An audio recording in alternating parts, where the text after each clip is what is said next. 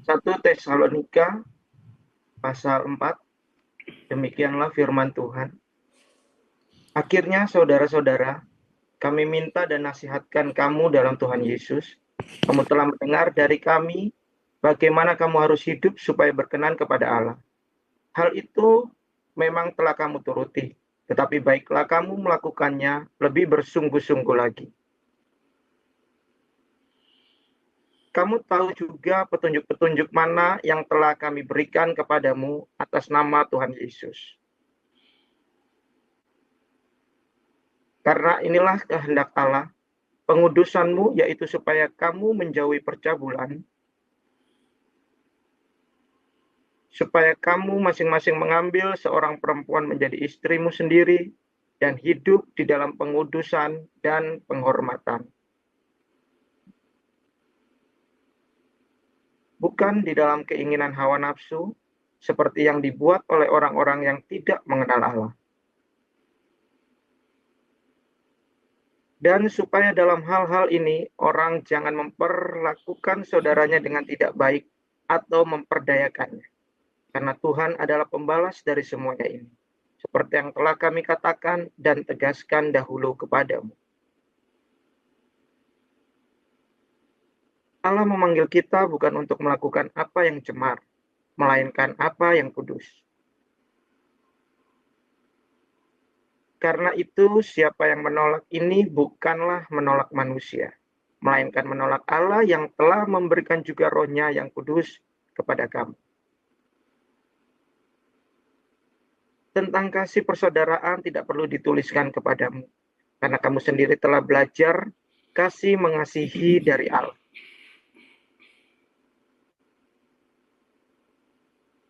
Hal itu kamu lakukan juga terhadap semua saudara di seluruh wilayah Makedonia. Tetapi kami menasihati kamu, saudara-saudara, supaya kamu lebih bersungguh-sungguh lagi melakukannya. Dan anggaplah sebagai suatu kehormatan untuk hidup tenang, untuk mengurus persoalan-persoalan sendiri, dan bekerja dengan tangan, seperti yang telah kami pesankan kepadamu. Sehingga kamu hidup sebagai orang-orang yang sopan di mata orang luar dan tidak bergantung pada mereka. Selanjutnya, kami tidak mau, saudara-saudara, bahwa kamu tidak mengetahui tentang mereka yang meninggal, supaya kamu jangan berduka cita seperti orang-orang lain yang tidak mempunyai pengharapan.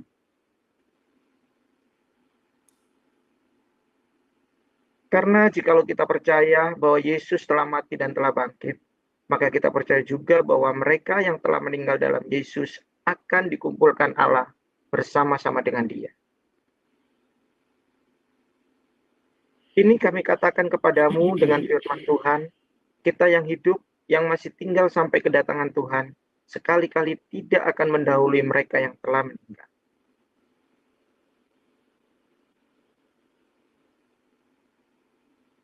Sebab pada waktu tanda diberi, yaitu pada waktu penghulu malaikat berseru dan sangkakala Allah berbunyi, maka Tuhan sendiri akan turun dari surga dan mereka yang mati dalam Kristus akan lebih dahulu bangkit. Sesudah itu kita yang hidup, yang masih tinggal, akan diangkat bersama-sama dengan mereka dalam awan menyongsong Tuhan di angkasa. Demikianlah kita akan selama-lamanya bersama-sama dengan Tuhan. Karena itu hiburkanlah seorang akan yang lain dengan perkataan-perkataan ini.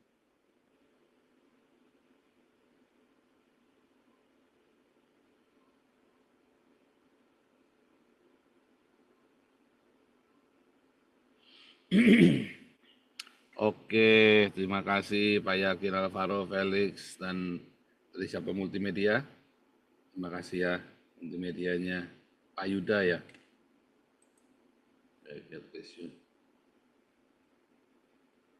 Saudara, hari ini kita belajar tentang rapture ya saudara ya.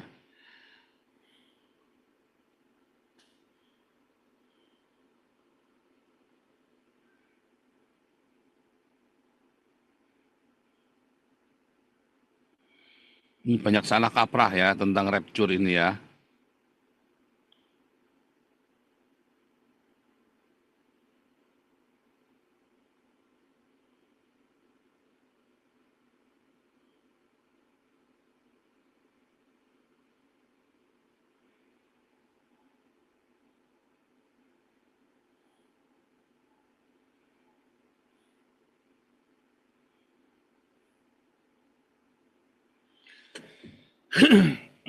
Belum share screen ternyata.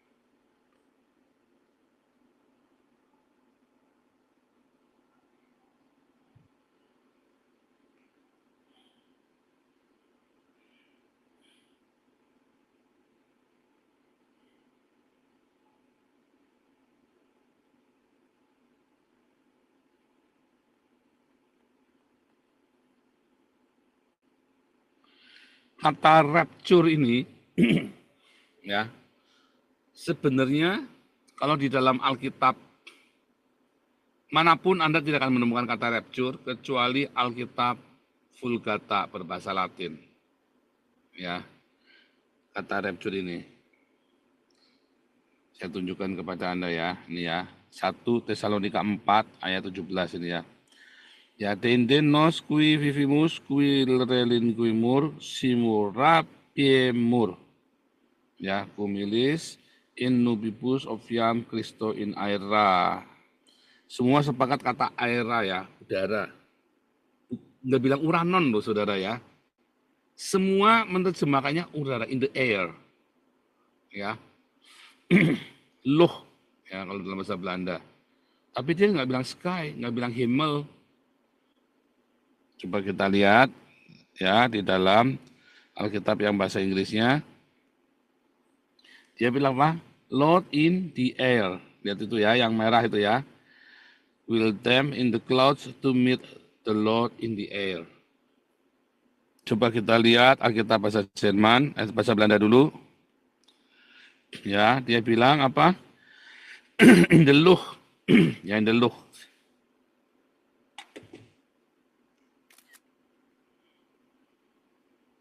Ini penting ya, saudara ya, in the Lucht.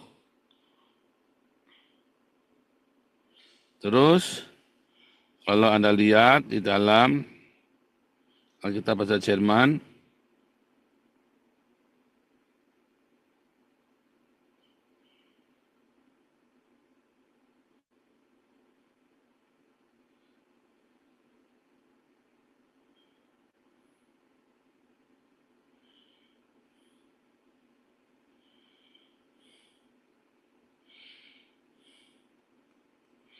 maka dia in the Luft. Yang semua itu artinya udara. Coba kita kembali ke Alkitab bahasa Indonesia ya.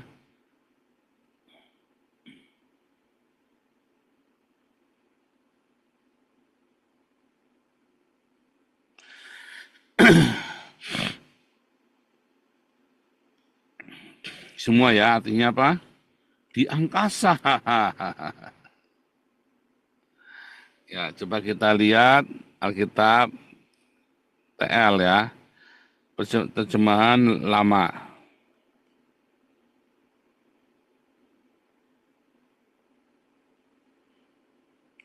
Di mana? Awang-awangan, di awang-awangan. Wah, kalau awang-awang ini kayak awang-awang ini kayak fantasi, saudara ya.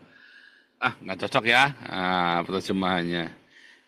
Dalam bahasa aslinya di aera ya, in the aera, di udara. Ya, rapier mur. Ini adalah bahasa Latin ya. Dan 1 Tesalonika 4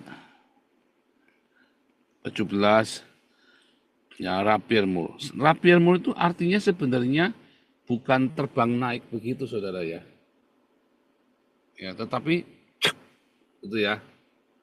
Seperti apa ya? Pokoknya tiba-tiba hilang begitu. Snatch up. Ya. Out up. Tapi bukan diangkat, bukan lift saudara ya. Ya, bukan di lift, bukan naik saudara. Itu yang mesti ngerti dulu tuh, kata rapture itu. Banyak orang salah, kaprah. Ya, lalu dia kasih gambar rapture itu seperti ini.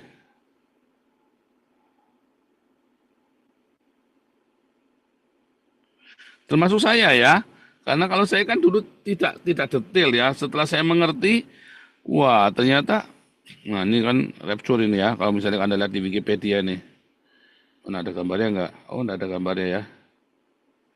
Oke, ini ya. Nah ini nih, terbang begitu kan? Yang kita berpikir, sehingga khotbah-khotbahnya juga seperti, saya juga sempat mengkhotbahkan hal yang sama ya, saudara ya.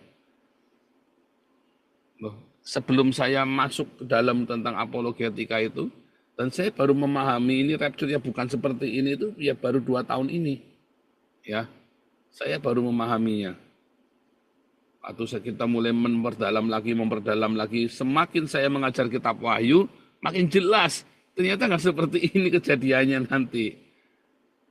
Ya, karena tadi satu ya, artinya satu itu bukan lift up, tapi snatch up, caught up, gitu ya, hilang begitu, saudara. Seperti apa ya? Dulu pernah ada filmnya ya, coba ya. Judul filmnya kalau nggak salah Rapture ya.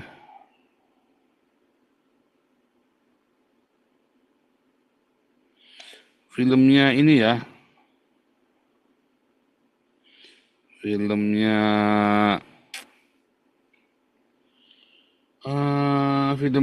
Nicolas Cage ya. Yang Left Behind ya, Left Behind.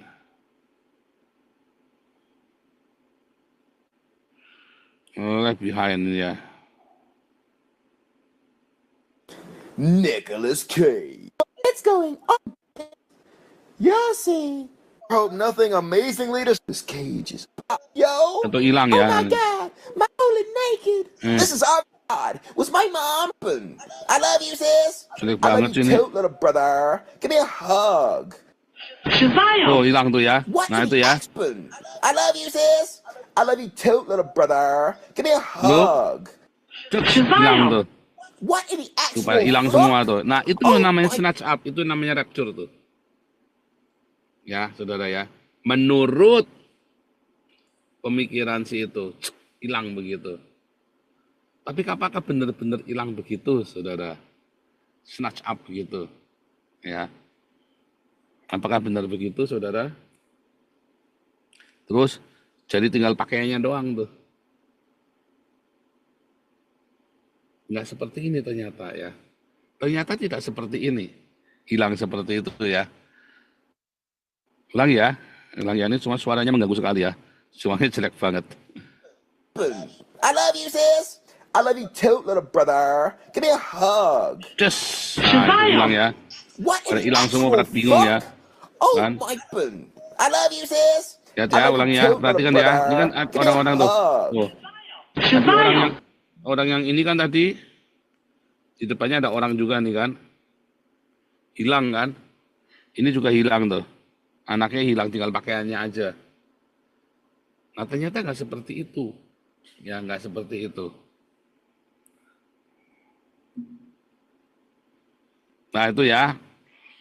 Kata snatch up, kata rapture itu bukan seperti itu, saudara ya. Snatch. Nah. Terus yang kedua itu in the air. Kenapa bukan uranon? Ya sky atau himmel. Bukan, saudara. Tapi apa in the air? Udara. Ya. Di udara. Ketiga, tadi ya, dulu udah pernah kita bahas juga sebenarnya ya. Cloud. Ya. Ini cloud. Ya, 3 kali ini. 1 Tesalonika 4 ayat 17 lagi cerita snatch caught up, ya, in the air dan cloud. Jadi bukan seperti yang tadi itu ya, hilang tiba-tiba lenyap, atau seperti gambar ini, ya, terbang naik ke atas begitu ya. Tuh ya, oh ini lebih ekstrim lagi nih. Bukan seperti ini juga. Saudara, saya mendapat satu vision, saya mendapat penglihatan. Ya, saudara ya, saya mendapat penglihatan. Saya lagi dikejar-kejar, saudara, sama aparat begitu ya. Tadinya saya kira itu rapture. Ya, selama beberapa kali ya waktu saya di Indonesia, saya berapa kali saya mendapat penglihatan ini. Sekarang udah nggak pernah lagi. Sejak di Eropa udah nggak pernah lagi. Tapi waktu di Indonesia, saya berapa kali dapat penglihatan. Saya lagi dikejar-kejar sama aparat, ya. Tiba-tiba saya terbang, saudara. Terbang. Terbangnya kayak gini persis, terbang. Ya, kakinya ngelangkah tapi terbang jauh. Terus saya mendarat di sebuah hutan yang indah. Sebentar ya. Oh, udah hilang ya, sudah dihapus. Sudah dihapus ya. Di sebuah resort, sudah di Jerman. Tempatnya persis seperti yang saya tinggal. Nah, tadinya saya pikir itu rapture. Ya. Kemudian setelah saya melihat ya di tempat tersebut, saya baru ngerti, Tuhan selamatkan saya dari Indonesia pergi mendarat di Eropa, dan saya tinggal di tempat di tengah hutan, di resort itu. Resort itu tengah hutan, saudara, tapi bukan hutan belantara, bukan hutan buatan. Ya, dan saya tinggal di situ, di resort itu, resortnya indah sekali, ya, dan saya jadi tukang kebun di sana. Indah sekali, dan saya baru ngerti itu bukan rapture, tapi saya diangkat dan masuk ke tempat itu. Ya, tadinya saya ngira itu rapture. Nah, oke, kita kembali ke ayatnya 1 Tesalonika 4 ayat 17 ya.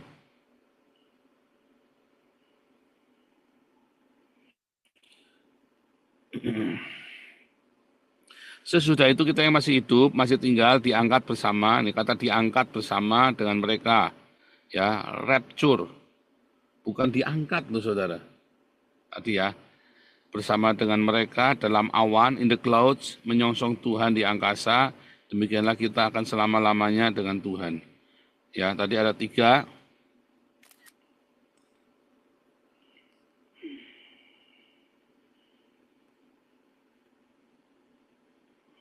Dalam awan, ya cloud, ya di angkasa. Ini ternyata di udara. Ya, luft, apalagi air.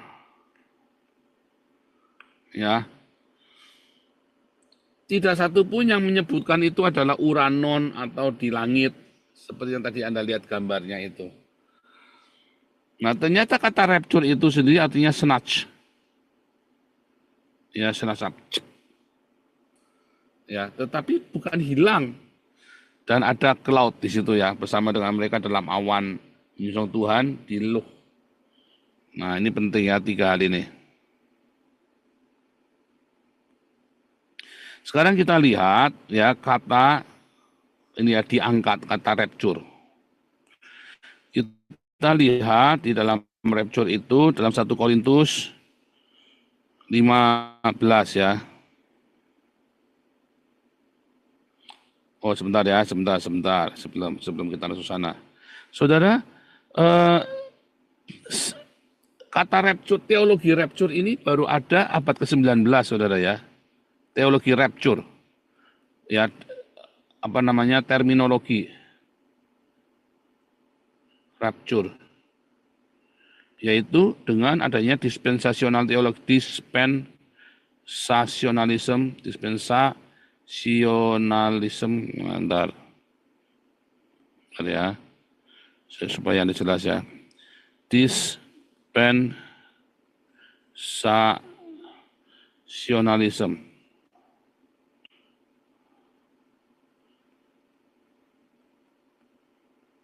Ya, di dalam teologi dispensasi ada 7 ya, dibagi menjadi 7 periode ya, 7 periode zaman ya, dari mulai Adam sampai nanti kerajaan 1000 tahun. Tetapi saya tidak akan membahas ini. Yang penting ini mulainya dapat ke-19. Sebelum abad 19, namanya bukan rapture, saudara. Namanya adalah parausia.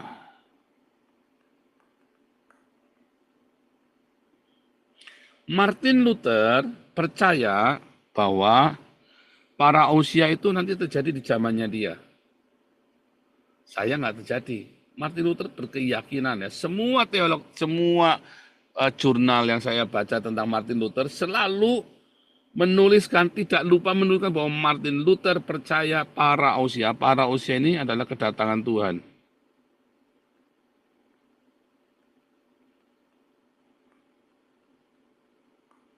Ya, jadi bukan rapture, tapi kedatangan Tuhan Yesus. Coba Anda lihat, para teolog-teolog dari abad pertama sampai abad ke-19, mereka nggak pernah ribut rapture. Mereka ceritanya adalah parausia, kedatangan Tuhan. Bahkan dari zaman gereja ortodoks, Katolik, Vatikan ya, dan sampai ke Martin Luther, mereka selalu ceritanya kedatangan Tuhan. Baru abad ke-19, ada dispensasionalisme teologi, baru mereka ribut masalah rapture. Artinya apa? Ini adalah teologi buatan manusia. Ini adalah teologi kontemporer, rapture itu. Jadi kata rapture, ini adalah produk teologi kontemporer. Kontemporer, ya sementara, bukan sesuatu yang menjadi kesepakatan bersama. Karena bahkan gereja Katolik tidak mengakui rapture, ya. Gereja Katolik pun tidak gereja Katolik, Ortodoks, Reform, nggak mau ribut rapture. Ini hanya produk dari gereja evangelikal. Dan kemudian diyakini oleh gereja Pentakosta dan karismatik. Ya, teologi rapture ini. Jangan salah paham.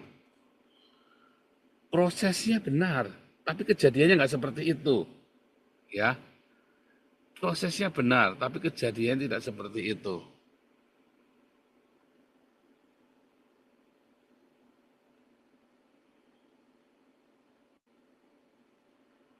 Begini,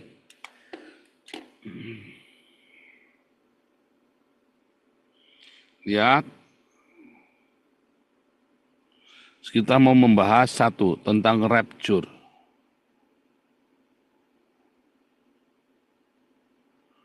Ya, yang artinya rapiermus ya, dalam bahasa Latin.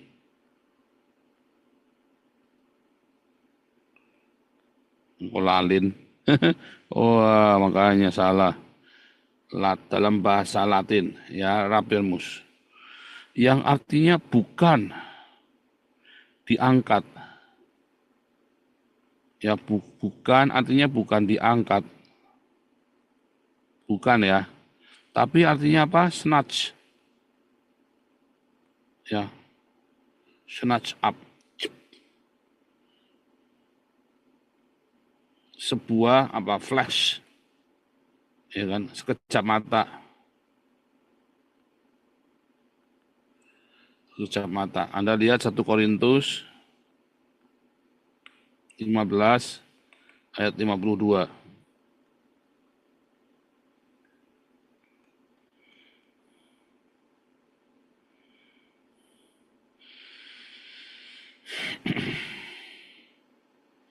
Dalam sekejap mata ya, pada waktu bunyi nafiri terakhir, nafiri akan berbunyi, orang mati akan dibangkitkan. Harus nafiri terakhir, orang mati dibangkitkan dalam keadaan yang tidak binasa dan kita semua dirubah. Dirubah, bukan hilang ya, atau terbang, bukan. Bukan hilang atau terbang, tapi dirubah. Karena yang dapat binasa ini harus mengenakan yang tidak dapat binasa, dan yang dapat mati ini harus mengenakan yang tidak dapat mati.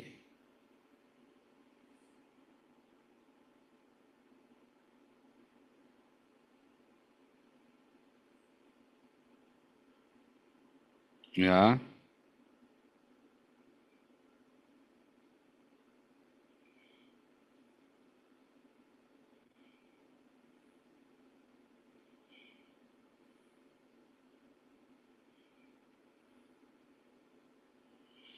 Sebab kita telah menjadi satu dengan apa yang sama dengan kematiannya. Kita juga akan menjadi satu dengan yang sama dengan kebangkitannya. Ya. Kita akan menggunakan tubuh yang sama seperti yang Yesus miliki. Yesus memiliki tubuh yang sama ya. Dengan tubuh yang kita akan menggunakan tubuh yang sama dengan Yesus ketika Yesus bangkit. Yesus makan ikan loh saudara. Yesus bisa dipegang makan ikan, ya kan? Bisa bicara, kelihatan 3 dimensi, 3D kan? Bisa kelihatan. Nah itu tubuhnya kita. Jadi yang ini tadi salah saudara ya. Gambar ini kan salah. Karena ini kan tiba-tiba terbang. Itu enggak, itu sudah saat langsung dirubah. Orangnya masih di sini. Masih di hadapan Anda. Ya, orangnya masih di hadapan Anda, ya, barang itu masih, cuman tubuhnya udah lain. Jadi bukan hilang juga lenyap tiba-tiba ngilang seperti dalam filmnya ini ya. Ini kan tadi kan seperti dalam filmnya ini kan tiba-tiba hilang. Ini kan hilang nih tiba-tiba ya kan. Oh hilang. Nggak hilang. Tapi dirubah dalam tubuh kemuliaan dalam sekejap mata. Ada di sini, nggak kemana-mana. Nah, kenapa orang berpikir ini tiba-tiba diangkat atau hilang begini? Karena ada Matius 24. Dan tadi kan Roma 6 ayat 5 ya. Roma 6 ayat 5 tadi kan udah sama ya. Kita tahu manusia lama terus disalibkan supaya tubuh dosa kita hilang kuasanya. Ya kan?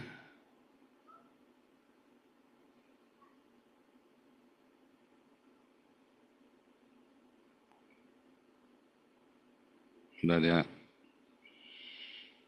Roma 6 ayat 5 ya. Nah, sekarang kita lihat dalam Matius 24. Ada dua di ladang, yang satu diangkat. Mana tadi? Dari mana ya? Ada 2 di ladang, kok kelewat. Ayatnya ada di dalam Matius 24 ini ya, saudara ya. Ada 2 di ladang.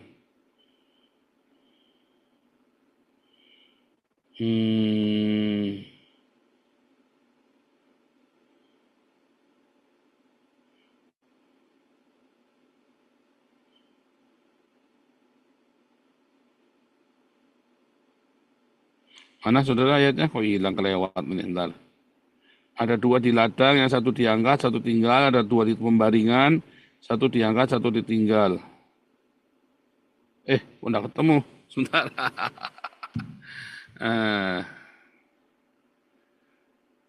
Bentar ya.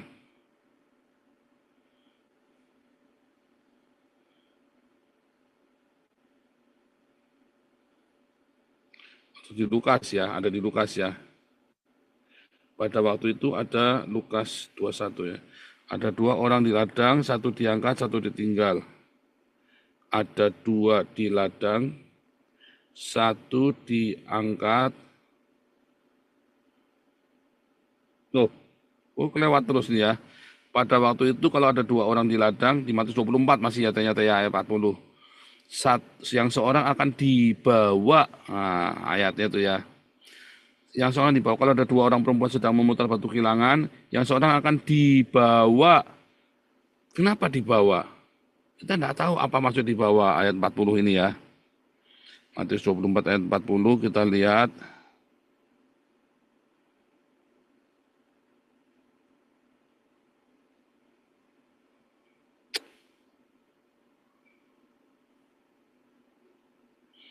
Internet Bible ya.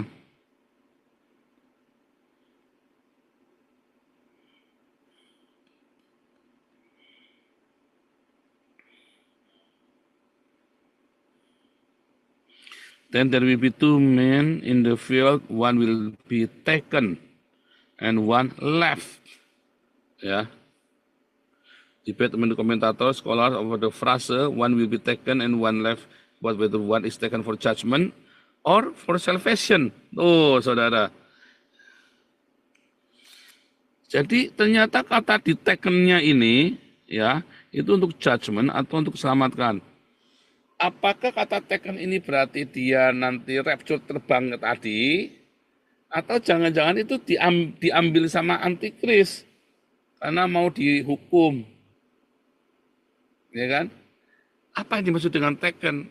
Karena di zaman antikris itu nanti seorang saudara akan menyerahkan saudaranya, ibu menyerahkan anaknya, anak menyerahkan orang tuanya, saling menyerahkan mereka saking takutnya, ya kan? Jadi itu bukan taken nanti orang diambil terus hilang begitu ya, rapture terbang. Bukan. Tapi taken itu yang dimaksud dalam Matius 24:40 ini adalah diambil sama antikristus. Juga bisa artinya seperti itu. Ya. Sehingga kalau menurut ya Roma 6 ayat 5 tadi,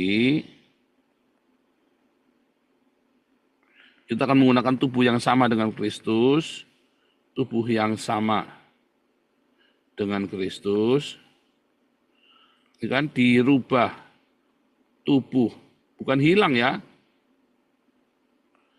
Maka Matius 24 ayat 40 ini artinya bukan rapture,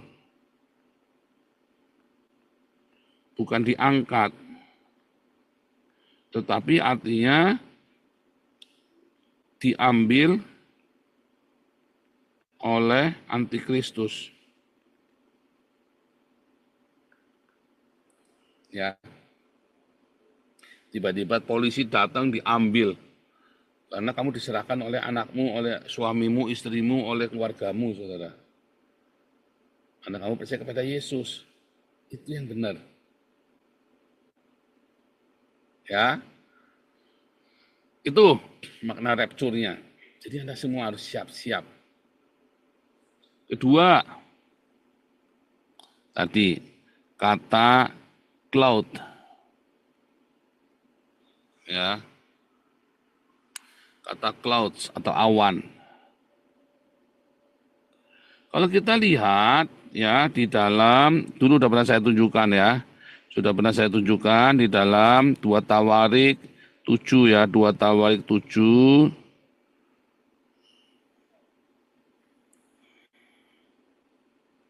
Lihat ini.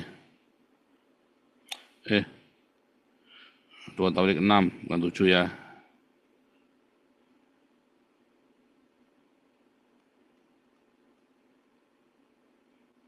Mana ya? Kemuliaan Tuhan menutupi bait suci ya. Sebentar. Sebentar.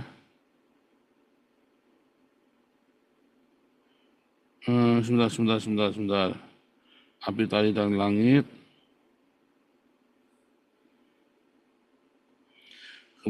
Dan melihat kemuliaan Tuhan meliputi. Nah, ini ya. Kemuliaan Tuhan memenuhi rumah itu, ya, dalam bentuk awan ya. Sebentar, dulu pernah saya bacakan ya.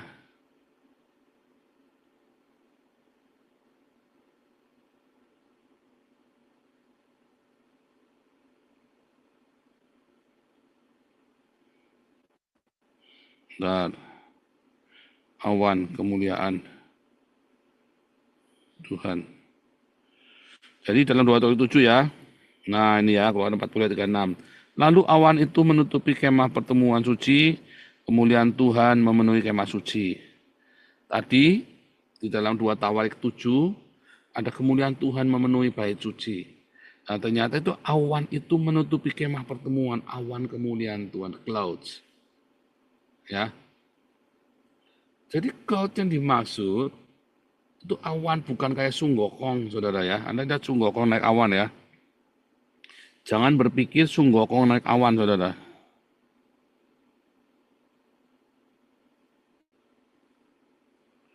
Jangan berpikir seperti ini. Gimana nih? Siapa yang masih berpikir seperti ini, saudara?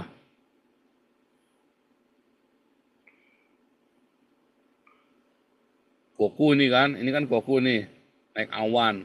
Siapa yang masih berpikir ini Tuhan itu di awan-awan itu begini? Tuhan Yesus datang di awan-awan itu seperti ini, kayak Goku, Sun Gokong itu ya. Jangan. Tuhan Yesus datang di awan-awan. Enggak begitu, saudara ya. Tapi yang dimaksud adalah Tuhan Yesus dengan kemuliaannya, dengan awan kemuliaannya. Ya, seperti yang dituliskan di dalam ini tadi, ya. Keluaran 40 ayat 34.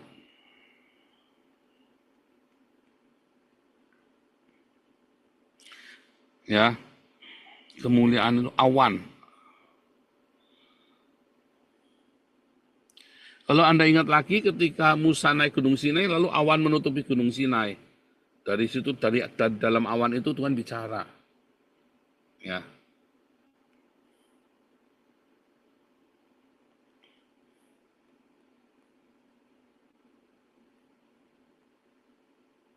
Keluaran 34 ayat 40 kebalik ya. 40 ayat 34 betul. Ayat 34. Jadi kemuliaan itu, awan itu, kemuliaan. Ya, awan kemuliaan Tuhan. Jadi dimaksud dengan Matius tadi, ya, yang di dalam pertemuan ya di awan, ya kan, dalam 1 Tesalonika 4, ya kan, ayat yang ke-17 tadi, diangkat bersama dengan mereka dalam awan menyongsong Tuhan di angkasa. Ternyata ini bukan di angkasa kayak Sun Gokong begitu terbang naik gitu, naik awan sakti, bukan. Ya, menyongsong Tuhan. Yesus datang, ya. Kita masuk ke dalam awan nanti di angkasanya nanti ya. Karena nggak ada kata angkasa itu ternyata nggak, tapi in the loh, di udara. Jadi, ya, kita ini akan setelah itu ya rapture itu tubuhnya dirubah dalam kemuliaan, tubuh kemuliaan sama dengan tubuhnya Yesus waktu dibangkitkan.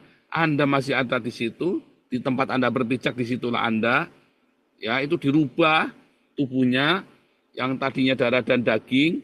Setelah itu Anda tidak berdarah-darah lagi, ya, dirubah dalam sekejap masa dan Anda di dalam awan kemuliaan. Anda akan dipenuhi kemuliaan Tuhan. Lalu orang-orang ini akan bersama-sama di dalam kemuliaannya itu menyongsong Tuhan. Ya. Dan itu adalah perkara-perkara rohani. Jadi maknanya awan kemuliaan ya, bertemu Tuhan di awan itu adalah alam kemuliaan. Kita dirubah ya dengan tubuh sama seperti Yesus di tempat Anda berpijak.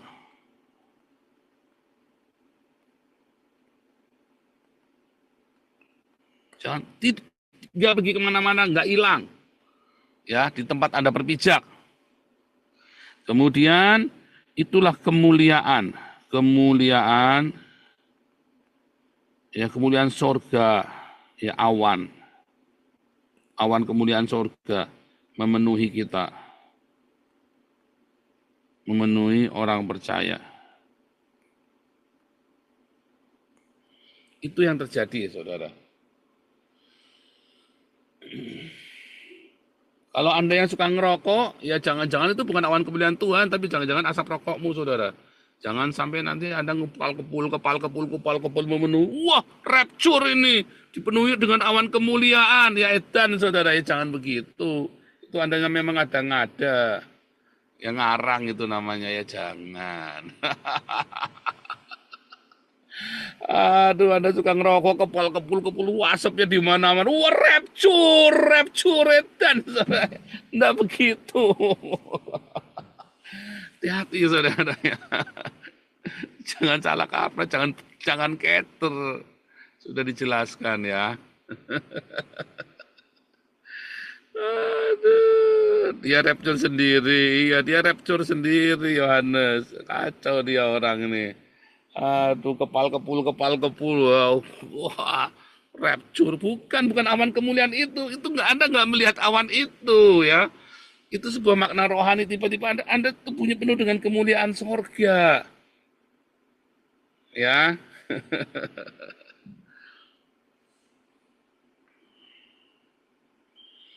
Nah, kemudian kita satu-satu ya.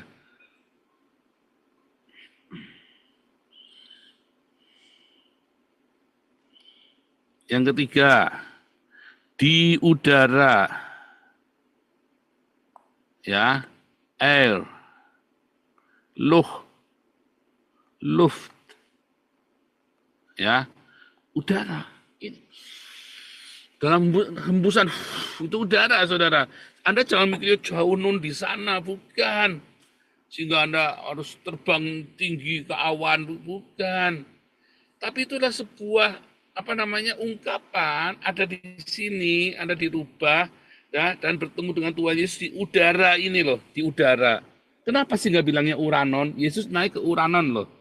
Tapi kenapa tidak ada yang menyebutkan kata Uranon di situ?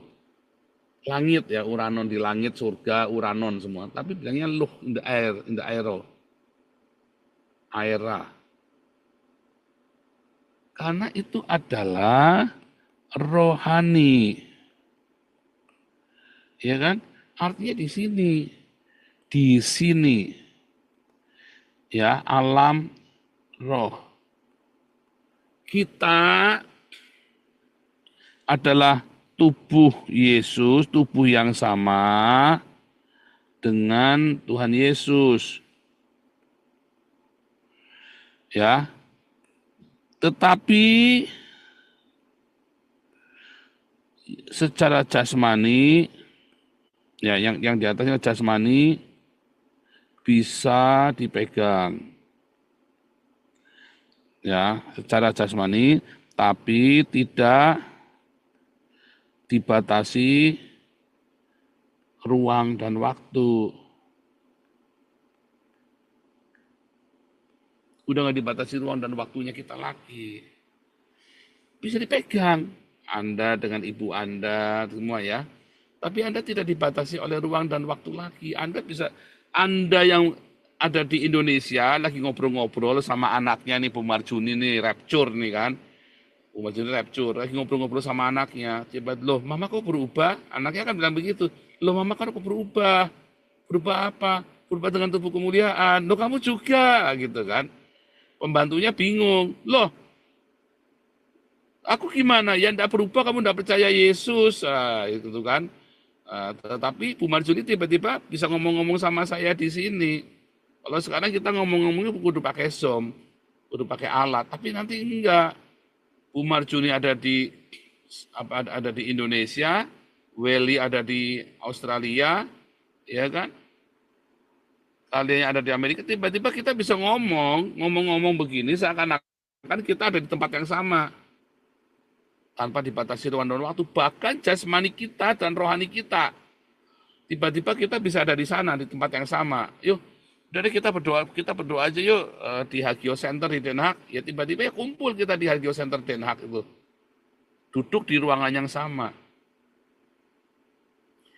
Ya kan? Terus hari itu kita mau pulang, Bu Marjuni mau pulang nih. Saya mau balik aja ke Jakarta nih. Ya ke Jakarta bisa dengan sekejap ada di sana. Itu seperti kayak tubuh Tuhan Yesus, ya. Tubuh yang sama, yang tidak dibatasi ruang dan waktu. Seperti tubuhnya Tuhan Yesus. Itu namanya di udara. Karena udara ini kan, yang rohaniah itu kan bukan 3 dimensi yang dibatasi ruang dan waktu. Alam roh itu tidak 3 dimensi ya. Nah itu 3 hal itu. Dari 1 Tesalonika 5, ayat 1 Tesalonika 4, ayat 17. Maknanya dulu Anda kudu mengerti itu. Nah sekarang kan pertanyaannya, ya kan, bila mana ada pertemuan di udara. Nyanyinya bagus ya, ada pertemuan di udara. pertemuan yang manis. Saya rindu bertemu di sana, pertemuan di udara. Untung nggak bilang lagunya itu nggak bilang pertemuan di angkasa ya, bilangnya pertemuan di udara. Itu lagu favorit saya tuh ya. Saya senang sekali. Entah kenapa saya senang sekali nyanyi lagu itu ya dari dulu ya, dari saya SMA ya. Ada pertemuan di udara, pertemuan yang ada pertemuan di udara dengan Tuhan Yesus dengan seluruh orang-orang percaya di seluruh dunia. Ya, bila mana? Bila mana itu terjadi pertemuan di udara ini, saudara?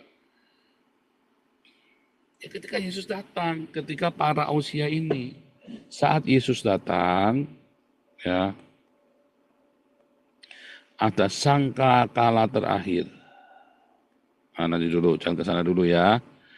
Ada antikristus datang. Antikristus.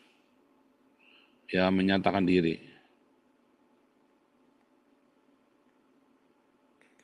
Dari mana? Dari zaman Meterai 2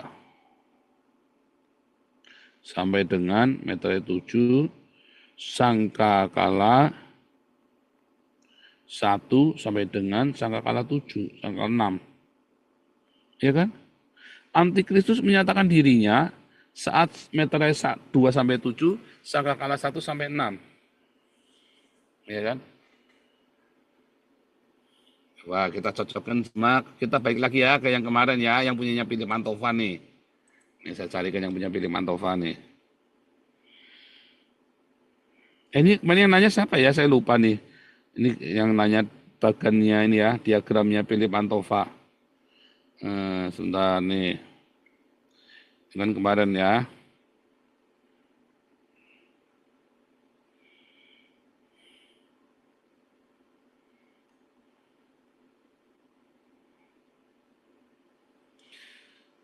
Saya kan tadi berkata, ya, Antikristus itu akan menyatakan diri, ya, saat meterai mulai dari meterai kedua di Wahyu 6 itu ya. Meterai pertama itu nanti ada 1 Tesalonika 5 ayat 3, damai yang semu. Ya, meterai yang pertama itu kuda putih itu adalah damai yang semu di Israel, saudara. Perdamaian semu. Israelnya masih menolak Yesus Kristus sebagai Tuhan dan Juru Selamat, tetapi nanti Israel ya, nanti ada saatnya Israel akan di Wahyu 11 ya. Wahyu 7 dan 11.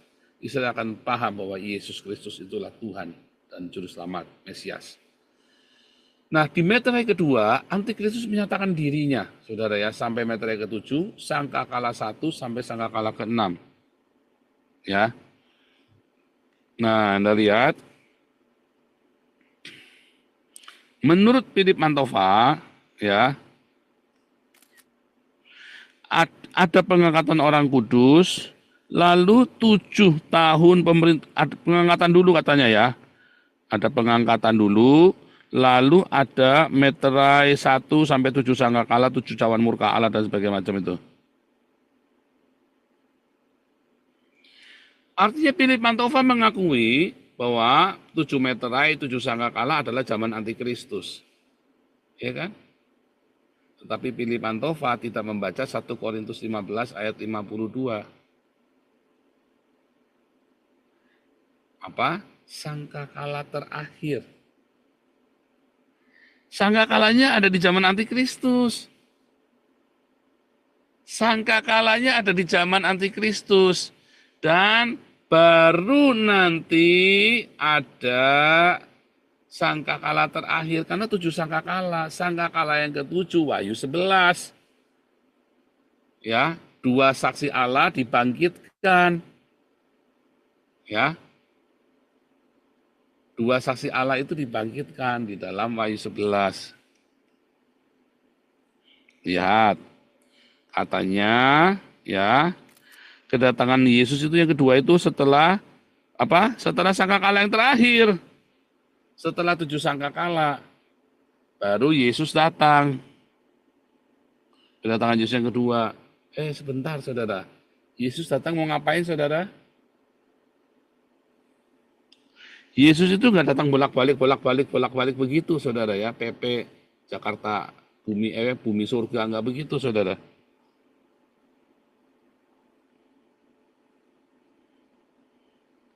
Kita buka ya, Matius 24.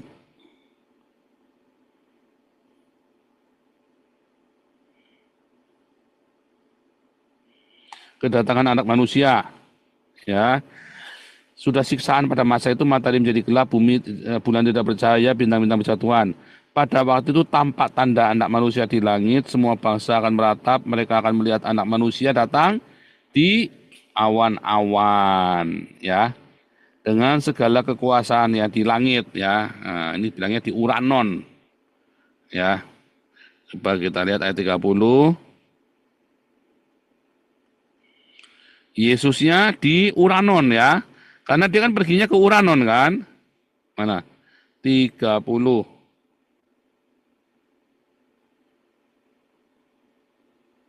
Anak Daniel ya. Oh, in heaven, ya. Arriving on the clouds, dalam kemuliaannya di langit, saudara. Ya. Di Uranon. Kenapa nggak di Luh? Nggak di air? Karena Yesus kan naik ke surga ke Uranon. Yesusnya ada di Uranon, saudara. Ya. With power and great glory. He will send his angels with a loud trumpet blast. Dengan sebuah sangkakala. They will gather his elect from the four winds, from one end of heaven. Dari ujung bumi sampai ke kaki langit dimanapun mereka berada. Ya, dari ujung bumi sampai ke kaki langit manapun di ujung bumi itu dikumpulin, saudara, sama malaikatnya dengan riup trompet, sangkakala. Jadi kalau kita lihat, maka sangkakala ini dari ujung langit yang satu ke ujung langit yang lain, ya. Bukannya di langit, di ujung langit. Kalau Anda berdiri di atas gunung, Anda lihat ujung langitnya itu ada di bumi, saudara. Ya, ujung langitnya itu ada di, kalau Anda melihat Anda di atas gunung, panorama. Ya, ujung langit. Cakrawala ya. Misalnya di laut nih, kita lihat ya. Lihat nih. Nah, ini Anda lihat ya. Langitnya ini kan di atas nih. Ini ujungnya langit nih kan. Jadi sepanjang mata Anda memandang itu di bumi itu adalah ujung langit itu. Ya kan? Itu yang dimaksud ujung langit itu.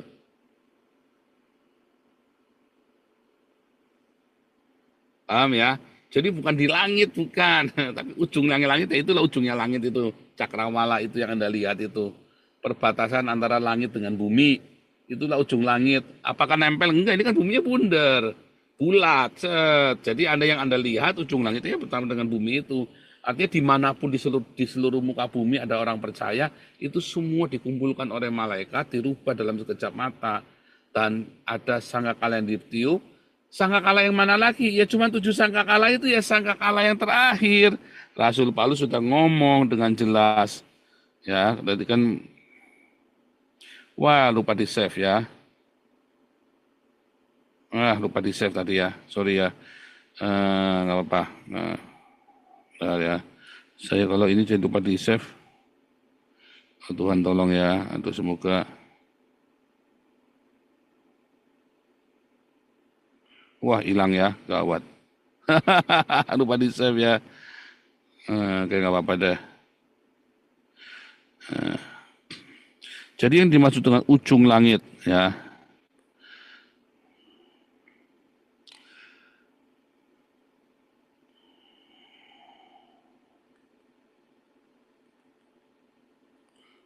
Adalah di seluruh bumi, di seluruh muka bumi. Yang dimaksud ujung langit ya. Lalu di situ ada kata apa? Sangkakala terakhir. Penting ya sangkakala terakhir. 1 Korintus 15 ayat 52.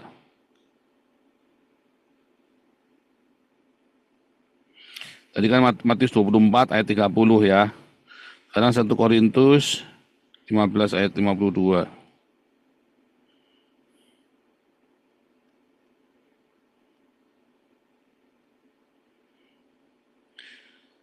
Dalam sekejap mata pada waktu bunyi nafiri sangkakala terakhir, yaitu sangkakala ketujuh. Makanya ada terakhir. Berarti kan ada yang pertama, kedua, tiga, empat, lima, enam, dan tujuh yang terakhir. Artinya si Philip Mantova ya dia lupa baca ayat ini, saudara. Sangkakala semua dari mulai meterai kedua sampai ketujuh, sangkakala 1 sampai ketujuh itu adalah kisah antikristus. Artinya Anda semua dan saya, kita semua akan mengalami masa antikristus itu. Cuman kita harus bersiap-siap. Lalu di ujung ya di dalam Yesus datang mengumpulkan, itulah sangkakala yang terakhir. Yesus datang, para ausia itulah yang diyakini oleh semua dari gereja abad pertama sampai dengan hari ini. Para ausia Yesus datang kedua kalinya. Orang Yahudi juga percaya Yesus akan datang, Mesias akan datang. Ya, bahkan orang Islam aja percaya Mesias akan datang. Yesaya kan, Yesus akan datang. Itu saudara. Jadi di sangkakala terakhir Yesus datang, lalu kita dirubah dalam tubuh kemuliaan. Lalu masuk zaman kerajaan 1000 tahun, langsung itu masuk kerajaan 1000 tahun. Ya, jadi nggak pakai nunggu 3,5 tahun, kita nunggu di mana main yeye, main bentengan, main petak umpet dulu yuk di hutan di mana misalnya ya nggak perlu. Tapi kita akan mengalami zaman antikristus itu. Hanya yang tidak ada tanda antikristus, Anda akan diluputkan dari perang nuklir dan sebagainya macam semua itu. Anda akan diluputkan dari situ. Itu yang dimaksud. Ya. Jadi Anda pasti akan mengalami masa-masa antikristus kalau masih hidup. Tapi jangan takut. Mengapa? Karena Anda punya cinta yang melimpah. Kalau Anda masih punya rasa takut, berarti cintamu belum melimpah, masih kurang. Latih, ayo dengan berdiakonia, bersedekah, dilatih. Ya, belajar ngasih yang banyak, jangan tanggung-tanggung kalau berdiakonia. Gajimu 100 juta, kamu cuma ngasih berdiakonia cuma 10 juta, nanggung. Kamu tidak akan merasakan kasih yang melimpah. Tapi gajimu 10 juta, ya kamu berdiakonianya 5 juta. Itu kamu baru merasakan cinta yang melimpah. Gaji kamu 1 juta, kamu berdiakonianya 900.000. Itu kamu akan merasakan cinta yang melimpah. Tapi jangan lupa, anak istrimu dipelihara dulu yang benar. Kasih makan, jangan sampai anak istrimu nggak makan. Ya saudara ya, jangan sampai anak istrimu nggak makan. Orang yang tidak memelihara keluarganya, seisi rumahnya lebih buruk dari orang yang murtad. 1 Timotius 5 ayat 8. Pelihara dulu keluargamu baik-baik, saudara ya, terus berdiakonia. Jadi, walaupun gajimu kecil, sisihkan untuk diakonia. Ya, supaya kamu membangkitkan cinta di hatimu. Kalau kamu hidup dalam kelimpahan, kamu menaburlah untuk pengabaran Injil untuk marturia. Tapi lebih bagus lagi kamu terjun sendiri untuk memberitakan Injil. Kalau kamu tidak ada waktu untuk bersedekah, ya kasih makan, bagi-bagi makanan, uangnya kirim ke Damaris. Tapi akan lebih baik kalau kamu turun sendiri bagi nasi dengan tanganmu. Tapi kalau kamu tidak ada waktu, jangan buat alasan. Jangan uang itu kamu simpan, aduh saya nggak ada waktu Pak, belum ada waktu Pak, nggak ada alasan. Kirim uangmu ke Damaris. Kan orang yang jahat itu, hamba yang jahat kan bilang, ada yang dikasih 5 talenta, ada yang dikasih 2 talenta, ada yang 1 talenta. Yang 5 talenta udah jadi 10, dikerjain sama dia. Yang punya 2 talenta, yang hartanya 5, yang 5 itu sudah berbuah-buah. Karena barang siapa menabur, dia akan menuai. Yang 2 sudah jadi 4, barang siapa nabur, dia nuai. Yang 1 alasannya banyak, disimpan.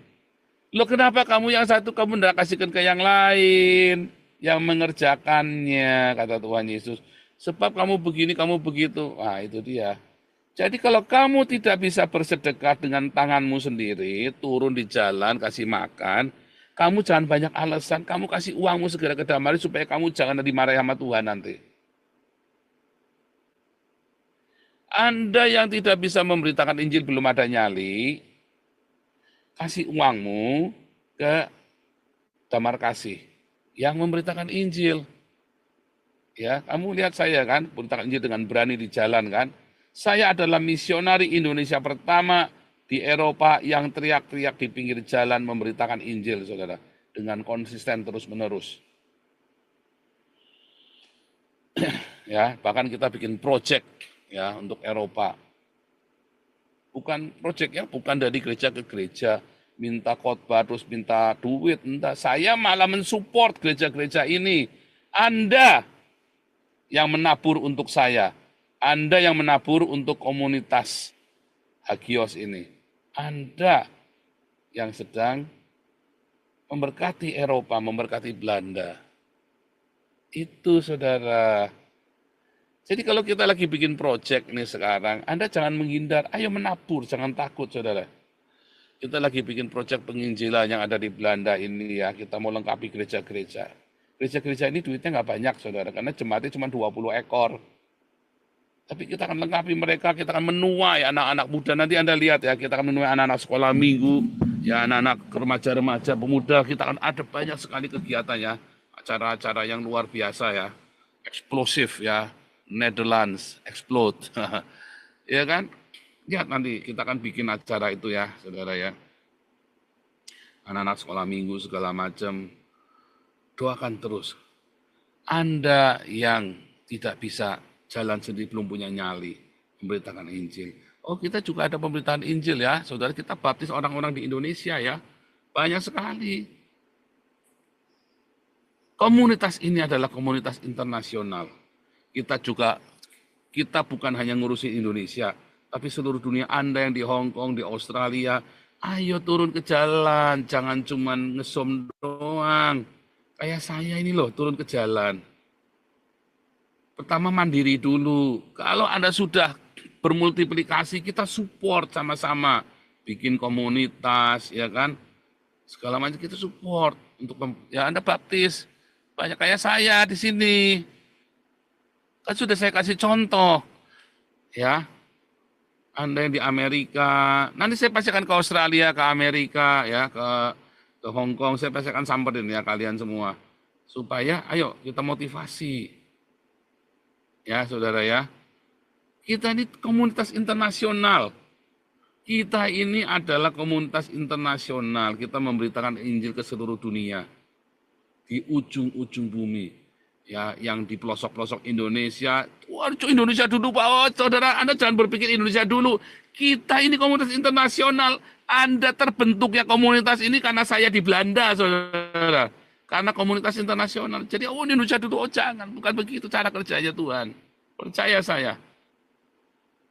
Ya, ayo semangat. Ya, begitu saudara. Nah, balik lagi. Jelas ya.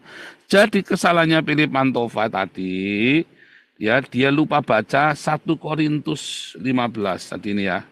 Dia bilang Yesus datang, kedua ini salah. Karena harus sangkakala terakhir. 1 Korintus 15 ayat 52. Yang lainnya nggak usah diurus. Ya.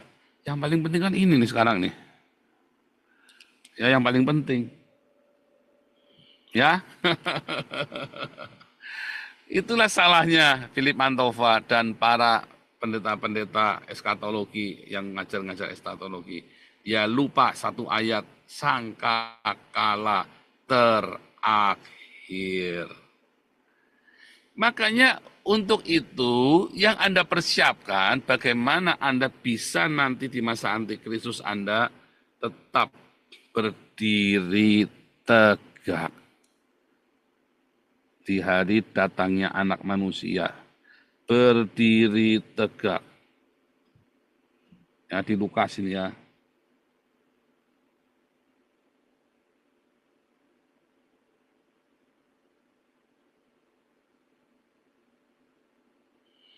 Bentar.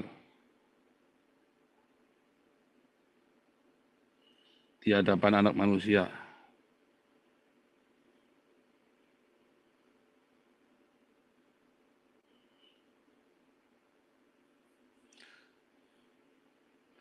Berjaga-jagalah senantiasa sambil berdoa supaya kamu beroleh kekuatan untuk luput dari semua yang akan terjadi itu, supaya kamu tahan berdiri di hadapan Anak Manusia. Karena ketika Yesus datang, semua akan meratap, saudara, tersungkur, ketakutan. Ya kan? Tapi Anda berdiri tegak. Mengapa? Karena sudah dirubah dengan tubuh yang sama dengan Yesus. Ya. Lukas 21 ayat 36 ya. Jagalah dirimu supaya hatimu jangan syarat oleh pesta pora, hidup mewah tuh ya, kemabukan, kepentingan duniawi. Itu pendeta-pendeta yang masih pesta pora, pakai hedonisme segala, hati-hati ya. Supaya hari Tuhan jangan dengan tiba-tiba jatuh ke atas dirimu seperti suatu jerat. Hari Tuhan, hari Yesus datang. Artinya antikristus itu kita lewatin semua. Ya makanya dengan cara apa? Jangan syarat dengan pesta pora, kemabukan, kepentingan duniawi. Ya, jangan kamu pakai barang-barang mewah, mabuk dengan uang jemaat, ya, kepentingan-kepentingan duniawi, ganti mobil baru apa. Kita ini mau ganti mobil, saudara ya. Kemarin saya sudah ngomong sama pengurus, saya kasih di dalam suratnya saya ya. Kita ganti mobil, ya, yang isinya banyak. Ya kenapa? Karena buat ngangkutin jemaat, saudara. Kita belinya mobil tua tahun 2007. Mobil saya kan tahun 2009 atau 2013, saya lupa ya. Mobil saya kan tahun 2009 ya. Volvo itu ya. Bagus banget, saudara ya. Wah, apalagi ini kemarin baru kita asuransikan kan. Bagus banget mobilnya. Murah ya, kita beli cuma 6.000 euro, 100 juta rupiah. Murah. Tapi masih bagus banget. Tapi ternyata kecil ya, kita cuma 5 orang, padahal kita ini buat antar jemput jemaat. Jadi saya mau isi yang isinya 7, sekarang ini cuma bisa berlima. Ya, sedangkan kita ada tim kita, kalau kita penginjilan seringkali kita lebih dari 5, saudara ya, harus ber-7. Nah, beli mobil lagi Pak, nggak bisa, saya nggak mau punya mobil 2, saudara ya, berat bayar pajaknya. Jadi kita jual mobil yang tahun 2007. Ya, mudah-mudahan tidak perlu nambahin, tidak perlu, pokoknya tinggal tuker aja mudah-mudahan ya. Nanti saya sama Pak Yus mau lihat mobilnya. Masih bagus kelihatannya dan kilometernya masih kecil, baru 100 ribuan. Ya, mudah-mudahan ya, karena itu buat antar jemput jemaat kita ya, kalian sekeliling-keliling gitu. Karena kan kita ini banyak urusan sama gembel-gembel. Juga kalau kita pergi pelayanan, bawa tim, wah kita suka repot, mahalnya tuh di ongkos transportnya ya, saudara ya, kalau kita pelayanan ya. Tapi kalau satu mobil, duduk bareng semua sudah selesai. Ya doakan saja ya saudara ya, ini semuanya lancar dan yang kita kalau mobil 2007 ini kan sudah tua. Nah, memang harus hati-hati sekali. Makanya saya ngajak Pak Yus, karena Pak Yus ini orang teknik saudara. Kalau saya ini kan nggak terlalu ngerti. Ya. Nah itu cuma contohnya. Artinya apa? Kesederhanaan itu penting. Nggak perlu pakai Ferrari, saudara. Nggak perlu pakai Alphard, nggak perlu pakai mobil yang mewah. Yang penting jangan mogok, jangan ngorot mobilnya. Tapi kan nggak perlu buat pamer-pamer. Yang penting berguna. Belajar beli segala sesuatu itu yang berguna, bukan yang untuk pamer. Ya, karena itulah yang namanya pesta pora, mabuk, kepentingan duniawi. Nah, saya menghindari itu supaya saya jangan sia-sia. Saya udah jibaku begitu rupa. Itu saudara ya, penting ya. Supaya apa? Supaya sebab ia akan menimpa semua penduduk bumi. Hari Tuhan itu ya. Berjaga-jagalah sambil berdoa supaya kamu beroleh kekuatan dan berdiri di hadapan Anak Manusia. Artinya itu Yesus datang, kita ada di situ, saudara. Para ausia itu. Klik lagi ya. Nih, lihat nih.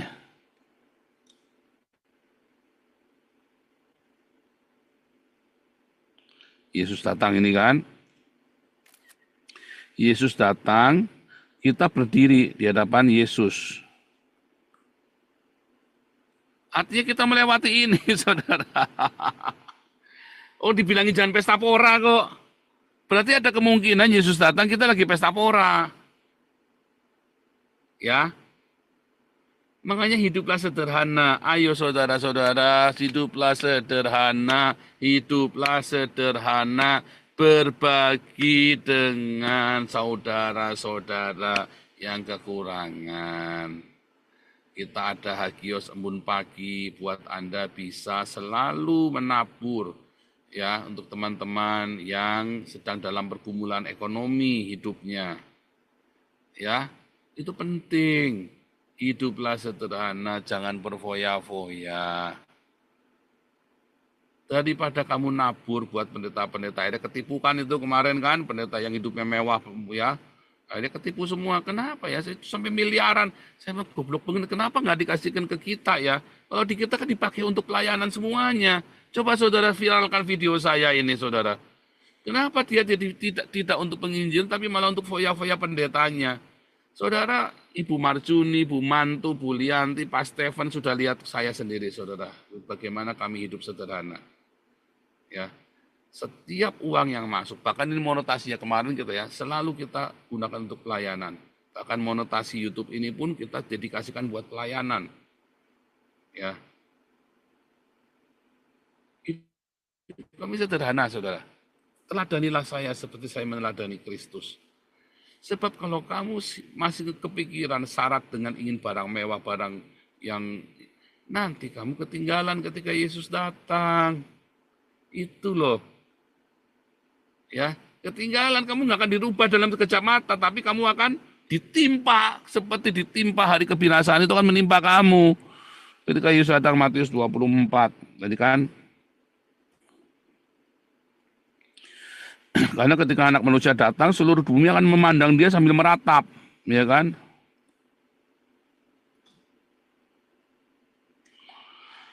Tanda Anak Manusia di langit, semua bangsa bumi akan meratap. Mereka melihat Anak Manusia dalam kemuliaannya. Ya kan, Matius 24 ayat 30 tadi. Akan meratap, tapi kalau kamu hidupnya dalam kekudusan, kamu dalam doa, hidupnya sederhana, kamu tidak meratap, kamu akan tegak berdiri. Karena kamu dirubah dengan tubuh kemuliaan. Jadi pendeta-pendeta, ya, aduh saudara, jangan kasih uangmu kepada pendeta-pendeta yang hidupnya mewah-mewah. Kasihkan uangmu buat bersedekah.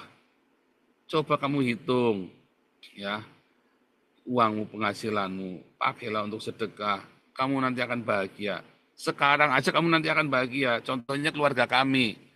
Duit mah nggak banyak. Aku miskin, saudara. Ya, tetapi aku memperkaya banyak orang. Makanya Tuhan jaga saya, jaga Bu Ana, jaga Wisely, jaga Miracle. Dijaga kami karena kami miskin tapi memperkaya banyak orang. Itulah misi kita di muka bumi ini. Tidak henti-hentinya tiap pagi, tiap sore saya ulang lagi. Selalu saya update kabar di Israel. Itu saya bela-belain saya kuliah di Israel, saudara. 100 juta itu saya bayar kuliah di Israel. Serius ya, 6.000 euro saya bayar itu ya. 100 juta saya bayar. Beneran, saudara ya. Ini kapan-kapan tak tunjukkan, saya lupa tak taruh di mana ya invoice-nya ya. Saya bayar 6.000. 10.000, saudara. 10.000 saya bayar, saudara ya. Bukan 6.000, 10.000 saya malah bayarnya. 100 juta lebih, saudara. Supaya saya update terus dengan apa. Karena apa yang terjadi di Israel itu tanda zaman dan saya bertanggung jawab kepada Anda supaya Anda semua saya persiapkan. Kalau Anda nggak nurut, bonggan. Bukan tanggung jawab saya. Saya investasi untuk saya nggak ngawur update Israel kepada Anda. Karena apa yang terjadi di Israel itu adalah pertanda zaman. Ya, dan itulah yang akan terjadi. Sudah saya ceritakan kepada Anda. Ya kan? Sangkakala terakhir itu yang paling penting. Ya, dan yang paling penting yang nomor 2, ya, mempercepat kedatangan Tuhan Yesus dengan memberitakan Injil. Saya ngotot sekuat tenaga memberitakan Injil. Tidak ada kata loyo, tidak ada kata ya pelan-pelan. Nggak boleh, saudara. Untuk memberitakan juga sekuat tenaga, karena kita harus merampas orang-orang ini dari neraka. Nggak ada kata loyo, nggak ada kata pelan-pelan. Makanya saya kemarin kejar-kejar terus ya. Wah, saya capek sekali kemarin muter-muter sampai berdoa ya. Kita doa sama Tuhan, gimana Tuhan. Akhirnya kita dapat tempat yang lumayan bagus ya saudara, dan cukup murah. Ya, aduh, kita bisa ngantor di sana ya. Luar biasa Tuhan baik ya. Semua teman-teman yang ada di Belanda saya undang datang untuk ke kantor per Sabtu September ya. Tanggal 1 September kita baru ngantor. Tanggal 2 hari Senin. Ya, tanggal 2, iya tanggal 2 benar ya. Saya lupa, kan tanggal 31 kan hari Sabtu, minggunya tanggal 1, iya tanggal 2 ya. Saya undang teman-teman untuk datang ke kantor tanggal 2, ya di kantor saya di Den Haag ya. Ayo kita fellowship semua teman-teman yang ada di Belanda, datang ya. Kalau datang ini bawa jajan, di kantor kan nggak ada jajan. Aduh maunya banyak si Paul ini. Haleluya. Oke, itu dulu saudara ya.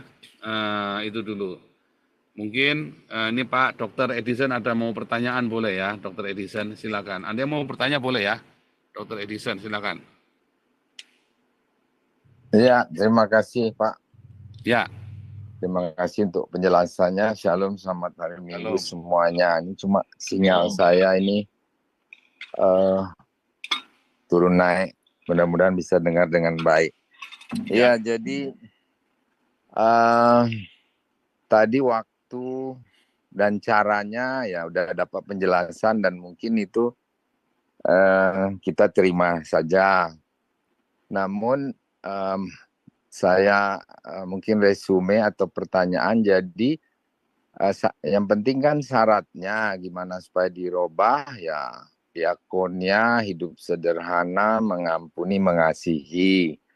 Nah, jadi baik untuk yang meninggal sebelum hari itu maupun yang masih hidup hari itu syaratnya kan sama.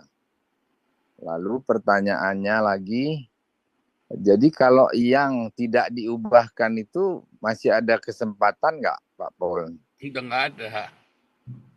Udah selesai. Jadi harus dikejar sebelumnya ya. Iya. Jadi setelah Ya, Antikristus, di masa Antikristus Anda masih bisa bertobat ya, walaupun sulit. Karena ngeri sekali ya. Ketahuan ngeri. Tapi setelah masa Antikristus Yesus datang, terus orang sudah dirubah semua. Anda yang nggak dirubah ya sudah selesai.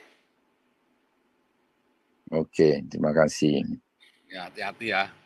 Jadi dan sulit karena kasih karunia itu sudah diambil dari muka bumi itu. Ya. Tapi mengapa kita masih tetap harus bersaksi? Supaya tidak ada alasan bagi dunia ini yang menolak Yesus. Ya kan? Bersaksi kan terus mengingatkan dunia ini. Bisa bertobat nggak? Bisa, tapi sulit. Karena Anda perlu iman yang amat sangat besar tuh. Karena bisa-bisa lagi dibaptis ketahuan tuh dimutilasi misalnya kan. Waduh serem sekali tuh. Lagi dibaptis ditungguin sama tentara. Kamu keluar dari air ditungguin sama tentara. Ya enggak apa-apa. Kalau menurut saya sih enggak apa-apa ya. Nah, masalahnya terjadi siksaan yang besar, siksaan yang berat yang tidak pernah ada sebelum waktu-waktu ini. Tetapi Anda dan saya kalau melihat perang nuklir, perang biologi, perang kimia, kita tenang-tenang aja, kita tidak akan kena. Selama kita dalam perlindungan Tuhan Yesus, jangan sampai murtad. Dan hati-hati dengan para mu'alaf, itulah antikristus. Ya. Ya, Bro Senababan. Pastor, shalom semuanya. Tadi Pastor Paul menjelaskan tentang tubuh kemuliaan itu ya. Ini kan wahyu ini kan kalau di dalam Bible-nya orang Batak itu pangukapon gitu ya. Jadi terungkap satu persatu pada akhirnya ya. Jadi saya melihat itu bahwa tubuh kemuliaan yang dijelaskan tadi itu apa ada hubungannya dengan teknologi, Pastor? Bisa berkunjung sebentar ketemu di Eropa misalnya seperti yang diceritakan Pastor Paul tadi. Enggak, karena sama seperti Yesus pokoknya kan di dalam Roma tadi udah jelaskan tubuh kita sama seperti Yesus. Kita yang dibangkitkan kita akan mengenakan ada ayatnya lagi yang lebih tepat ya, sebentar saya lupa nih, saya carikan. Jadi kita akan menggunakan tubuh yang sama persis dengan tubuh yang yang sama persis Iya, dengan tubuhnya Yesus. Lihat iya, ya, ini ya. maksud saya, 1 Korintus 5 lihat ya, 1 Korintus 15 ini ya. Ayat yang keempat ya. Bahwa ia dikuburkan, ia dibangkitkan pada hari ketiga sesuai dengan kitab suci, ia telah menampakkan diri kepada Kefas, kemudian ke-12 muridnya. Sesudah itu ia menampakkan diri kepada 500 saudara sekaligus. Kebanyakan dari mereka masih hidup. Coba artinya apa? Zaman ini kan belum ada teknologi kan?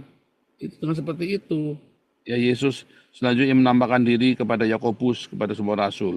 Dan yang paling akhir dari semuanya, ia menampakkan diri juga kepadaku. Ya kan? oh iya, bisa dijelaskan misalnya nanti kalau pada saat itu kan bisa mungkin bisa dijelaskan itu secara ilmiah, mungkin begitu ya Nggak Pak? ada. Enggak Ini ya? bukan ilmiah. Pokoknya ini Oh bukan iya, science. Ini adalah benar-benar proses alamiah. Ya, bukan teknologi ini. Ya, memang begitu tubuh jiwa roh. Dan itu menggunakan tubuh yang seperti itu. Ya, jika ini ya. Bentar ya. Sebentar. Kita akan menggunakan tubuhnya Yesus gitu ya.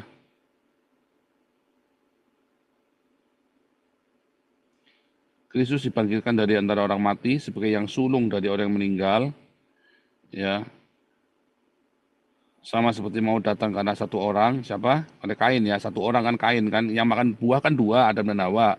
Tapi yang membunuh kan Kain, ya. Karena sama seperti orang manusia dalam pesona. Nah, sebentar ya, ada badannya dengan tubuhnya Yesus, sama persis dengan tubuhnya Yesus. Dibilang begitu ya ayatnya ya.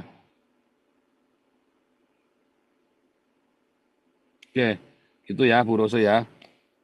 iya Pastor. Terima kasih Kayaknya Pastor. ini nih sebentar ya.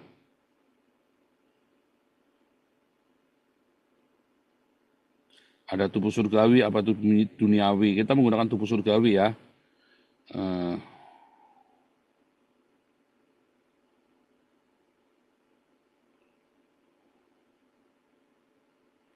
Oke.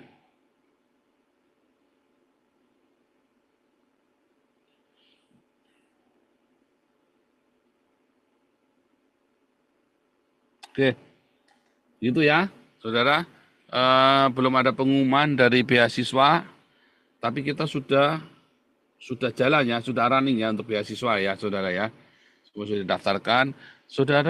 Saudara, saya selalu mengingatkan kepada Anda para penerima beasiswa, para penerima sembako segala macam, ikutlah doa pagi, jangan kendor. Ya, supaya kamu nanti dipulihkan. Berbahagialah orang yang bisa memberi, saudara. Kalau Anda sekarang ini lagi dibutuh diberi, terima. Saya bangga ya, beberapa teman setelah ditolong di pembagian sembako, dan mereka dapat kerja yang bagus. Setelah mereka bisa survive 1-2 bulan, terus mereka kemudian ngomong, Pak, saya nggak perlu dikirim sembako lagi, Pak. Waduh, saya itu ini orang hebat sekali, saudara ya. Mental, ini mentalitas, saudara ya. Anda saat ini lagi butuh, mungkin setahun. Begitu setahun Anda sudah bekerja lancar semuanya. Oh, saya juga sama ya. Satu Pastor Daniel itu telepon saya, kamu masa dengan 400 euro cukup, Pak? Saya bilang cukup. Kurang ah. Dulu ya, waktu zaman corona itu ya, pertama kali saya kenal sama Pastor Daniel. 2020 awal, bulan Februari saya ingat sekali itu ya. Januari atau Februari itu ya. Terus Pastor Daniel bilang, kurang ah. Terus beliau kirim saya selama 6 bulan berturut-turut ya, 1000. Setelah 6 bulan, ya kami sudah bisa, waktu itu kita sudah akhirnya boleh kerja, dan dari YouTube segala macam, dari ngeles-ngelesin, dari dulu kan kita belum ada sekolah Alkitab ya, cukup saya bilang, bisa sebulan sudah dapat 1.500, udah cukup nih. Loh, kamu enggak kirim lagi, enggak apa-apa, sampai kamu stabil, pokoknya sekarang ini aku sudah punya 1.500. Saya rasa cukup, bilang begitu kan. Jadi jangan minta-minta, saudara. Dan nyatanya hari ini saya diberkati dengan luar biasa. Ya, tanpa kita harus, jadi mental kita jangan minta-minta, pokoknya untukku kesempatan ya, setiap kali ada bantuan, Anda pertama kali ngambil sebanyak-banyaknya. Jangan begitu, saudara ya. Jadi yang punya banyak duitnya berfoya-foya, Anda yang berkekurangan, nggak kalah berfoya-foya, yang pengennya dapat sebanyak mungkin bantuan, tanpa Anda harus bekerja. Oh, hati-hati juga loh. Hati-hati saudara ya. Itu yang namanya hidup berfoya-foya Lukas di dalam Lukas tadi ya yang sudah kita baca tadi. Anda nanti tidak bisa berdiri tegak di hadapan anak manusia. Ya, asal ada makanan dan pakaian cukup, saudara ya. Ya, tapi kan saya pengennya beli apa namanya kopinya luwak, ya jangan. Asal ada kopi ya cukup. Kadang-kadang ada orang yang nggak makan nasi lebih baik ngopi kan. Ya kan ada yang begitu ya. Ya nggak apa-apa, tapi Anda jangan ya minumnya kopinya luwak, ya jangan saudara, Anda benar. Terus Pak Hawi ada titip pesan ya, saudara, ini bagus ya saudara ya. Saudara, kenapa orang miskin penyakitnya banyak? Karena haji mumpung. Orang miskin malah penyakitan loh saudara. Dan penyakitnya orang miskin justru penyakitnya orang-orang punya duit, apa? Kolesterol, gula, diabetes, ya kan? Karena Anda haji mumpung ada yang ngasih, Anda puas-puasin, tanpa Anda berpikir, Anda bisa berobat nggak ya? Jadi jangan gunakan bantuan itu untuk beli rokok, ya, untuk beli ya gula yang muas-muasin tadi ya. Walaupun belum dilarang ya, nggak salah Anda beli kopi yang ada gula, kopi krim, kopi 3 in 1, nggak salah. Cuman tadi diingatkan. Tapi saya setuju dengan Pak Hawi. Saudara jangan sampai bantuan ini malah jadi racun buat kamu loh saudara. Serius saudara ya. Itulah yang namanya bermewah-mewah di siang hari bolong. Anda tidak bisa menguasai diri begitu ada bantuan dari kita sembako apa segala macam. Anda duitnya buat puas-puasin. Misalnya nih contoh ini, kan kita beasiswa kan duitnya dikumpulin. Ada yang dapat 500.000 sebulan, ada yang 300.000. Kemudian 2 tahun Anda punya uang 10 juta. Langsung dibelikan motor buat balapan. 2 anak-anaknya mati saudara. Bukan nyumpahin. Jangan sembarangan, jangan sampai kamu umpak-umpakan dengan uang ini, saudara. Ini uang Tuhan yang kita peruntukkan untuk membantu kamu. Tapi jangan dipakai buat umpak-umpakan. Nanti kamu akan menuai yang tidak baik. Bukan ngancam, tapi ini beneran. Ini adalah nasihat yang baik, ya saudara ya. Supaya kamu memang butuh bantuan. Iya, saya butuh bantuan, Pak. Asal ada makanan dan pakaian. Selanjutnya kamu berusaha, berjuang, kamu berdoa sama Tuhan. Nanti semuanya akan baik. Ya, itulah cara mempersiapkan dirimu, saudara, untuk kedatangan Tuhan. Kalau kamu tidak lakukan ini, percaya saya, saudara. Saya biaya sendiri sekolah di Haifa 10.000 euro itu kurang lebih 170 juta, saudara. Demi saya ngerti apa yang akan sedang terjadi di Israel, dan saya bisa selalu mengingatkan kepada Anda, ini loh tanda zamannya, nggak main-main saya investasi saudara ya. Uang yang saya nggak minta loh, uang itu uang saya sendiri. Bukan pemberiannya orang, itu uang saya sendiri saudara. Supaya artinya saya merasakan sakitnya keluar itu dengan bertanggung jawab. Buat apa coba saya sekolah lagi coba saudara? Lawang kemarin saya tidak sekolah di Haifa saja kita sudah banyak duitnya. Tapi saya bertanggung jawab. Saya kerja dengan kapabilitas dan dedikasi integritas saya. Artinya ini kedatangan Tuhan itu tidak main-main, benar-benar dekat. Dan sebelum Tuhan Yesus datang, Antikristus datang, Anda harus bisa kebal terhadap Antikristus. Dengan cara apa? Dengan cara Anda diakonia. Cintamu dibangkitkan nanti minggu depan ya. Bagaimana cara mempersiapkan diri?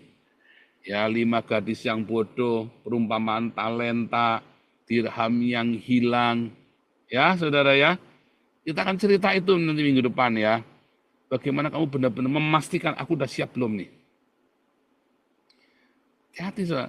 Bukan mempersiapkan Tuhan Yesus datang. Bukan cuma sekedar mempersiapkan Tuhan Yesus datang. Tapi kamu siap nggak? Tahan nggak ketika Antikristus itu datang, dia hajar kamu habis-habisan? Kamu siap nggak? Kamu tiap hari, ya kalau orang ya, saya dulu waktu kecil, kenapa saya belajar kungfu dulu saudara ya?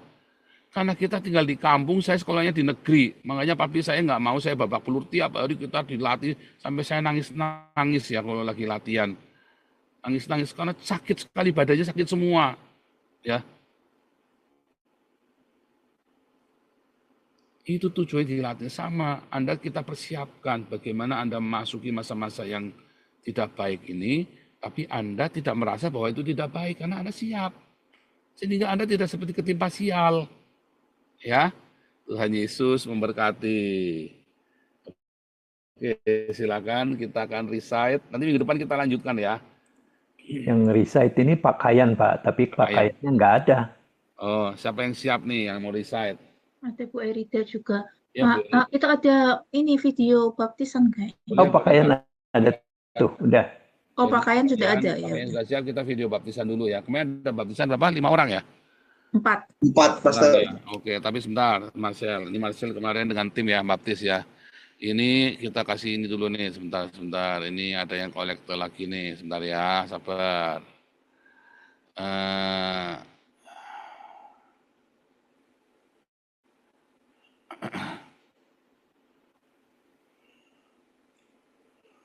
Ini ayat yang merubah tubuh kita yang hina serupa dengan tubuhnya ada di Filipi 3 ayat 21, Pak. Filipi 3 ayat 21. Ayat 21. Oh iya. Amin. Terima kasih Pak Awe. Ini Ya, Pak Yono. mengubah tubuh Dr. kita. Yono. Dokter siapa? Dokter Yuwono yang kirim ya. Terima kasih Pak Dokter. Mengubah tubuh kita yang hina ini sehingga serupa dengan tubuhnya yang mulia menurut kuasanya. Kita kan sama dengan tubuhnya Yesus. Jadi bukan sains, ini bukan teknologi saudara ya. Karena ini sudah ada kejadian di zaman Yesus. Yesus yang pertama kali. Ya, jadi di waktu yang sama kita juga bisa ada di Indonesia, bisa ada di Den Haag. Anda lagi duduk di kantor saya di Den Haag, ya kan, di kantor kita ya kan. Tapi di waktu yang sama Anda lagi duduk di kantor kita yang ada di Kalibata tuh, ya saudara ya. Oke, ini ini kita bacakan dulu ya teman-teman ini ya.